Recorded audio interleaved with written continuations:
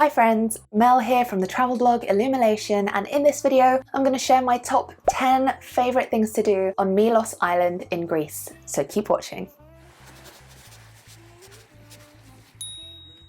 I fell completely in love with the gorgeous little island of Milos in Greece. Absolutely stunning, so full of beautiful fishing villages, rugged seascapes, landscapes and quaint little towns that'll knock your socks off. If you've never heard of Milos, it is a small Greek island just a couple of hours away from Santorini by boat, or just a little bit further out from Athens. So you can take a ferry or you can take a small plane. Either way, it is well worth making the trip. Milos is the birthplace of the famous Venus de Milo statue. The island has rapidly turned into an unearthed gem for travellers all around the world. Since Milos is rising on the international scene, it's important to know what to do when you're on the island, so let's get into it. I visited in September when the weather was very warm and the crowds were a little quieter, so I would definitely recommend visiting in September first and foremost, because you're able to explore the natural beauty of the island at your own relaxed pace. Costs are a little bit cheaper. There are also quite simply fewer people to disturb your holiday, which is great, especially for travel content creators like me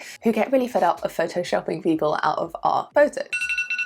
Milos is a very easy island to navigate on wheels, whether that's a car or a quad bike or bicycle or motorbike. We'd rented a cheap dusty little manual Fiat and it got us from A to B just fine. Driving from one side to the other of the island literally takes an hour. I definitely recommend hiring a car or at least a set of wheels in Milos so that you can get around and explore all the beautiful sights it has to offer at your own pace. So without further ado, here is my guide to 10 things to do in Milos. Number 1 is Sarakiniko Beach. Hopefully I'm pronouncing that right. Sarakiniko Beach is the most stunning, ethereal, alien-esque moonscape beach. I had seen stunning visuals of this beach during the rounds on Instagram before I went, but there was absolutely no comparison to being there live in person. I would recommend getting there at sunrise or sunset because the pinks and the blues and the purples and the golds that come in from the sky and just electrify this beautiful lunar landscape is indescribable. There are these swirling blue turquoise seas right next to white, chalky,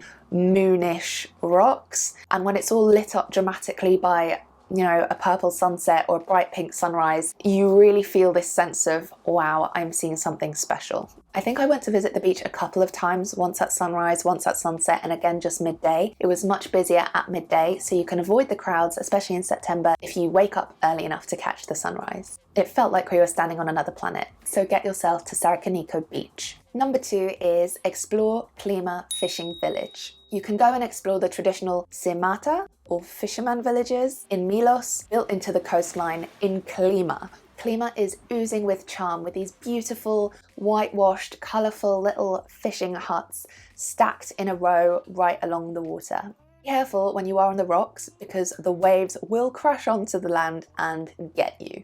If you are going with camera equipment and whatever else, just be a bit careful. You can catch the sunset here in Klima, either with a drink in hand, BYOB, at the end of a pier, or you can just take a seat at one of the taverns or bars, and it's just a stunning place to go and see. So check out Klima Fishing Village. Number 3 is go and take an island cruise and check out Kleftiko for snorkeling. If you go snorkeling in Kleftiko, you will be gliding around these rich blue volcanic waters surrounded by ancient limestone caves, and you can spot these beautiful translucent fish darting around your feet, and it just feels very, very pristine and untouched. Especially if you go in low season, there'll be fewer boats around. If you are snorkeling, the distances between the sea caves, Bandit's Lair, etc. are deceptively far, so definitely make sure your stamina is up high and you stay hydrated for the whole island hopping cruise. Number 4 is climb up the Sikia Sea Cave. Sikia will probably be part of your island boat tour. Sikia is also known as the Emerald Cave or the Blue Cave. And what it is essentially a very curious sea cavern on Milos Island with a collapsed roof, which gives it this perfect sort of little donut hole at the top. It's only accessible via dinghy because it had such a small arched entrance,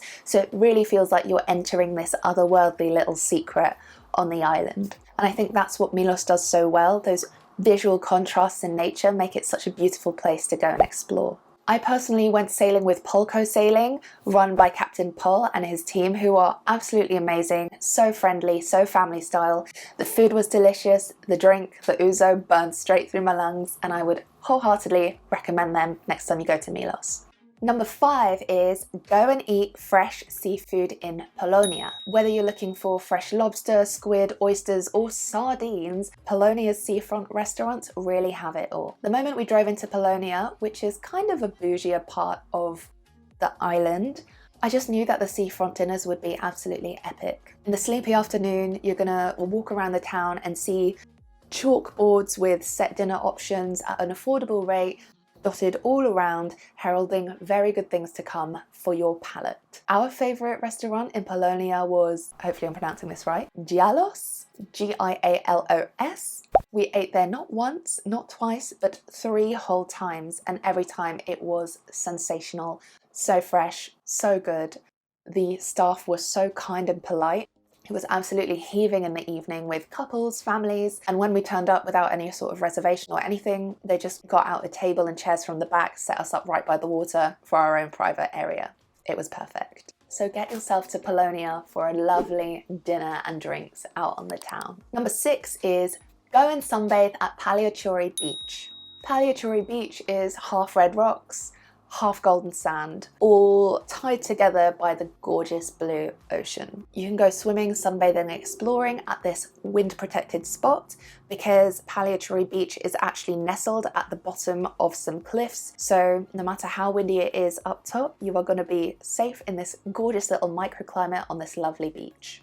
The water is clear and blue, encompassed by a ring of limestone rock. It merges with some volcanic black sand and red rocks, which just gives the craziest texture to the landscape. It is stunning. The sun loungers look quintessentially European. They are stripy, they are cute, they are aesthetic, and they are quite cheap to hire. Or if you don't want to rent any sort of sun lounger, just bring your towel, lay it out on the ground, and catch a few rays that way. Paliachori is a little nook, unplugged from the world, but when you do climb back up the stairs, there are some bars where you can catch a refreshing drink or a snack on your way back up to the car park or back to the main road, so do check that out as well. Number 7 is enjoy some fresh Greek salad with a view.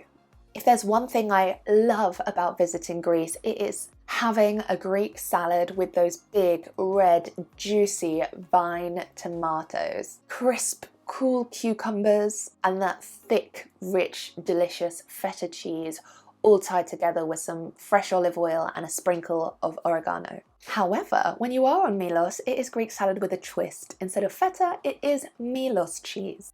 We loved it, and one of the favourite Greek salads I had was at Egina Tavern in Plaka in Milos. We loved it. We ate ours over a twinkling blue ocean at lunchtime as the sun was baking hot. God, I'm hungry. Number 8 is watch the moonrise and the sunset at the exact same time on Milos Island. Milos is very unique in its geography, wherein the island is so flat that you can actually see the moon rising as the sun is setting. And it is so beautiful to witness, and especially when you are out in the water coming back at sunset from your day of island boat cruising. It's just amazing to see a twilight like this. Number 9 is enjoy the cheap and delicious gyros and souvlaki in Adamas. So gyros is essentially meat, onion, tomato, herbs and tzatziki sauce all served up in a pita bread, whereas souvlaki is grilled vegetables and skewered meat. If I've got that wrong, please feel free to correct me in the comments, set me on the right path. So if you do find yourself in Adamas hankering for a satisfying lunch or dinner that is not going to set you back, we found an incredible seafront tavern called Gyros of Milos, which was completely packed with locals and tourists alike. And they had a straightforward menu of gyros, souvlaki, chips or french fries, and salads. A hefty meal for 2 people, including drinks and sides, only cost us €13, which was great. Number 10 is rent a car and get lost on the island of Milos. Just by driving around the island, we stumbled across some of the most beautiful beach gems and landscapes that I would never have otherwise been able to stumble across. Pheropotamus was one of those things for one, and Papafragas was another one. I highly recommend checking out those two spots as well. If you do rent a car and get lost on the island, you will discover so many more things than you would on foot and get a sense for the island's culture. My favourite thing about exploring by car, especially little islands like Milos around Europe, is that your sense of discovery stays switched on and you get to hang out all day with your familiar friend, Wanderlust. I will link my original 10 things to do in Milos blog post below. If you found this video useful, please like and subscribe. If you're planning to visit Milos or you've been before, let me know about the experience in the comments below. Catch you soon.